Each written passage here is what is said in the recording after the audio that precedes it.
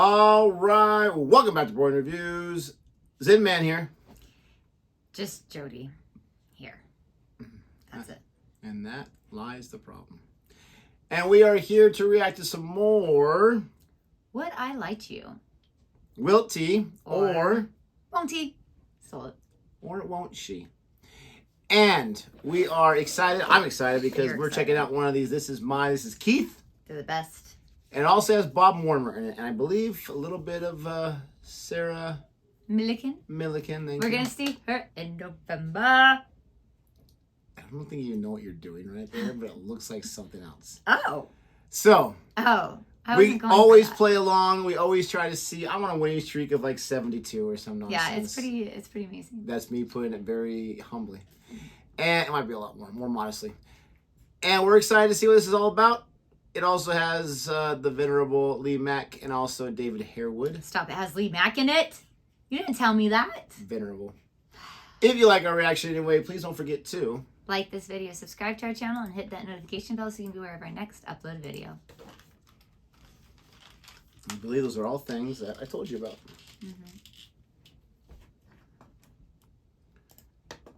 It's tough being this good. Here we go.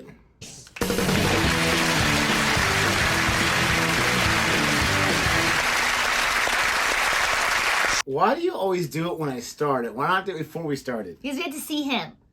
Or her. Okay, yes. Oh, yeah, that's the guy. Now I remember him. This is Keith. He was my science teacher. And I accidentally asked him if I wanted to go down on him. Or my gosh. To go down on him. I did not mean that. I didn't mean my gosh. I didn't mean it. I meant, like, did he want me to, like, pass the papers down? But it came out like... But what I said was, would you like me to go down? And I meant, like, pass the papers down. But it was taken a different way. Oh, my gosh. No, this is Keith. I once sat next to him on a plane. We were strangers and had a very pleasant talk. Thought we were going to be best friends. And then I really offended his wife at the very end. Wait, that sounds like you. Yep. I would believe that. Day in the life. Absolutely. Can we watch the thing now? No. So, Bob, first of all. Bob, what is Keith to you? This is Keith. He's my oldest friend, and when we were at school together, we hid a dictaphone in the classroom ceiling to confuse our teacher. David Harewood? This is my old teacher, Keith. See? I once had to claim I wasn't me when I met him in a cafe, as I was in character preparing for Homeland. And finally, Lee, your relationship with Keith. This is Keith, and his hawk... Yes. Yes, I'll admit, David, it's a difficult start. But go with it. Yeah. This is Keith, and his hawk was supposed to land on my arm at a village fete, but instead stole the wig from the man next to me and flew off into a tree. So there we are. It's Bob's classroom prankster, it's David's blanked buddy, or it's Lee's hawk handler. David's team, where do you start? So, yes, David, he was a teacher at your school? Yes. Very briefly. What, a whole lesson? Lesson. I mean, I don't know if... I mean, I would see him. But he didn't teach you? No, not teach He was me. someone who hung around a school, and he was... charitably, you assumed he was a teacher. But if he was at the school a short period of time, how did you even recognise him in the cafe? Oh, I knew it was him. He walked into the cafe and he said, "Hi, David," and basically I blanked him. It was literally the month before I went to America when I was doing Homeland, and I'd just been to see my dialect coach. He basically said I have to stay in my American voice. So Could you not have explained that to him in your American voice? I'm I- sorry, buddy, but I'm doing a wall here. That's terrible. That's terrible. I that don't what think we it was sound ever like as we're good as trying to that, be John, British? to be fair. That's exactly how we sound. I basically just had to say I don't know what you're talking about. Oh, I'm remembering you now. Do the voice a bit more I straight. said I don't know what you're talking about. Ooh, that did weird things to me. So your dialect coach said, you're in this role, you need to stay in this character. Yeah. Now the lesson's over, let's go to a very public place. Yeah. We are likely to encounter several people. Well, that's what you have to do. You have to stay in that voice. You have to have the confidence to stay in your voice. Why can't you just, like, turn it on like an actor? Oh, that's a cheap shot, Sarah. I have to say, I did phone him up afterwards and apologise. So you had his number? Yeah, and there's the question. You stayed in touch with the teacher you barely remember. Would it be fair to say the Hawk's looking a bit more plausible? So, David, who would you like to question next? Bob, remind us of your allegation. When we were at school together, we hid a dictaphone machine in the ceiling tiles to interrupt the lesson. So not to record, but to play stuff. It's a good set of What people sort of on the stuff? show. Well, Yeah. it was important to keep a gap at the beginning, so we let it run for about 15 minutes. And then there was the noise of a fly.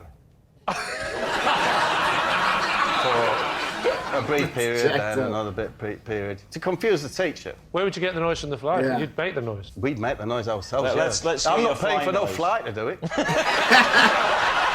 Let's hear your fly. You know, It does sound like a fly. Can I hear you bee? we didn't do a bee. Do you know how to do bee? Just like that fly. Oh, no, bit louder. it's more wholesome if it's a bee, isn't it? Show me the difference, David. Well, I don't know, I'm not... Do well, it. I'd say, OK, a bee would be a sort of a foot... No, that's a Whereas a bumblebee. fly... That's a bumblebee. Very good. That's good. Right, Very he's good. right. Do you see the way he just slipped straight in and out of character? So you So yes, there was hide it. silence, Yeah. then a little bit of fly, silence, a little bit of fly, and then quite loudly, but not to frighten anyone, the word wolf.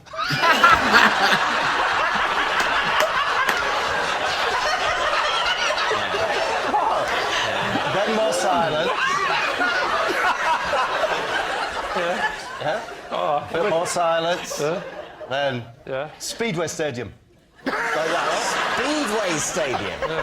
Do you know, the idea was just to say kind of random things. He was a really nice teacher called Bill Whitlingham. His name. How did Bill Whitlingham react to these random sounds? Well, Mr. Whitlingham left the room and said, "Can you sort this out by the time I've gone back? Can you sort whatever it is that's going on?" And there was a cupboard in the corner where, interestingly, it had like exercise books in it, pens and that, but it also had, in a little cage, a hand lion, which is a robotic, it's a battery-operated thing. Are you just saying any word that's coming to your head in any order? Right. It's a hand lion, and if you think- hand lion? It's a robotic, animatronic hand lion, yeah? And if you'd been particularly good, he would put it on your hand and set it to lick it. Lick it. You lost it. If you'd been You lost it, particularly... Bob. It's like a clockwork lion. No, it was remote control. It was remote control. Remote control. He had the controller in his desk, and he said, "You've the been actual such a hand good boy. lion- Get out the hand lion, and you'll get a lick." And if you'd been bad, you put him on your hand and you strike. He'd strike at your hand. So the hand lion had two settings. It could lick or it could strike. Yes, good boy, bad boy. Right, very Good boy, bad sensible. boy. Now, the only problem with it, of course, was... What, this story? It would... The only problem was, because if the batteries got low, it would get constipated. No, anyway, but in this cupboard, so we got up on the cupboard. You climb onto the cupboard that Yes. the hand lion is housed in. Probably asleep. Right, you reach up onto the ceiling tile, Take out the dictaphone. switch it off. Yep. Mr. Whitlingham Yes. comes back in. Yes. What happens? He's nervously awaiting another, edict from above. Yeah. Doesn't come. We carry on with the lesson. British government and politics it was. There was a what was lesson called British Government and Politics. Yeah. Whole year on that. 2 years. It was A level. For the sixth formers, Yes. a hand lion. Hand lion that can either lick or strike was what was used to express praise or the opposite to these 17 or 18-year-old students. And it was very effective. All right. Would you like to move on to the final claim? So, Lee, tell the story about Keith. I was at a village fete, and Why were you at a village fete? I was helping out. What village? Thames Ditton. Why were you helping out at Thames Ditton Fete? Because I don't live too far away from there, and they asked me to help out, and I did a few little things, like I did a bit of tombola, a bit of announcing. Then I went over to judge the pig racing. The usual things you do at a fete, you know. The pig racing? Yeah. I don't know why I judged it, because surely first past the post, but... Well, no, I was doing a case of a dead heat. and what happened with the hawk and Keith and the wig? One of the things I had to do was to volunteer to stand there and learn. He had the little headpiece on where he'd teach the crowd basic falconry, I believe we call it. I'd stick the glove on and then hold this little thing. I don't know what it was, but I'm doing this. A small morsel of meat. Thank God you've been to one, because I haven't. Yeah. I'm holding a small morsel of meat. Then what happens? And then the swan comes down. The swan came down. So the hawk comes over, right? It comes over. There's a person missing from this story, and it's the mayor, right? The local mayor. I can't say it in I always Mayor. The mayor, right? So you're standing next to a horse. Yeah, so the local... So the mayor is doing his bit, but the mayor has got a wig on, right? The hawk flies over to go and land on my hand, but he lands on the mayor's head, and so he gets caught up in his what should we call them? Talons. He gets caught up in the talons, and then in the sort of panic, the bird sort of... And he can't release this wig, and he flies off, and he goes into the tree. I said, why didn't he go for the meat? And he said, I genuinely think the gold chain caught his eye. There was a bit of confusion for a second, and he just did a bit of an emergency landing on a mayor's wig at Thames Ditton Fete. What's there not to believe? At that point, did you cry, oh no, the mayor's hers over there?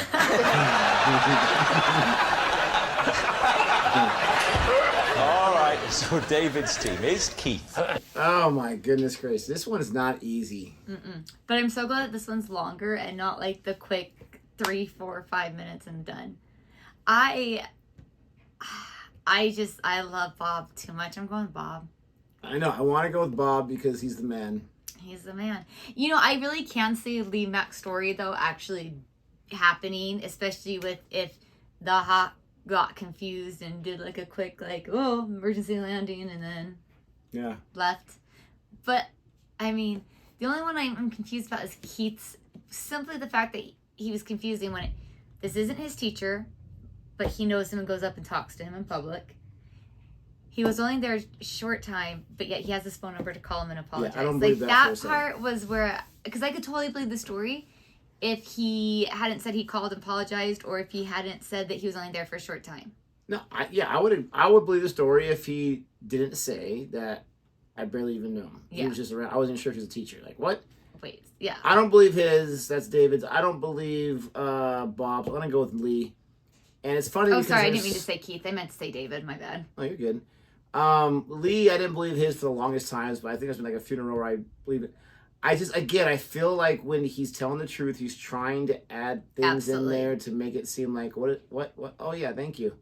And he did do that one with, like, the whole great start already. Yeah, and he could be lying. I don't believe Bob's the hang glide. I don't believe that at all. At all. I don't get that. If he's a schoolboy, sorry, Bob, but that's like 40, 50 years ago. Okay? They had robotic things that they don't even have today that no one even wants, that can lick and can strike. I don't think so. So I'm going with Lee Max. I can totally see that as a failed attempt at making an animal. I love the sound. Back in the day. The sound situation, but I don't believe it. Bob's classroom prankster, David's blanked buddy, or Lee's hawk handler? I was believing Bob until the fact that he was 18 and the hand lying. I'm leaning towards David. I think I'm leaning towards David. I think it's Bob, and I think he panicked because he knew we were onto him, so he went on a ridiculous riff about a hand line to throw us off the scent. I'll go Bob, but I've been wrong before. Tara? I'm going to go David. We'll go David. You're saying David? Mm-hmm. Keith, please reveal your true identity. My name's Keith, and Bob and I recorded voices. Wow! And hooked up the phone in the ceiling. Yes. He is Bob's classroom prankster. I would never have believed all that stuff about a hand line was completely true. Thanks very much, Keith. Thank you. What was that hand lion? Lick, lick. That is so crazy. That is so weird for so many different reasons. Like, you've been a good boy, so you're gonna get licked. But no, okay. What? But can you see, like, the early, not really animatronics, but the early operated animal things that you can make them start doing stuff? It would be very simple things. Very simple. And so it's like, the tongue comes out or the hand goes out. You get licked by... That's just weird to me. I'm shocked by that. I thought there was no chance whatsoever, and I was proven wrong. I don't know what a fete is. He said a fete. I'm not sure if he meant like a fair or like the village Renaissance fete fair. Oh, those are my favorite. I don't know what a fete is. So let us know in the comment section, please. Jodi's back on the winning side. My winning streak of 732 is now ended. It just got multiplied by 10. And we hope you enjoy this reaction. We hope you join us next time with our next reaction. Thank you so much for watching, and until next time. Goodbye.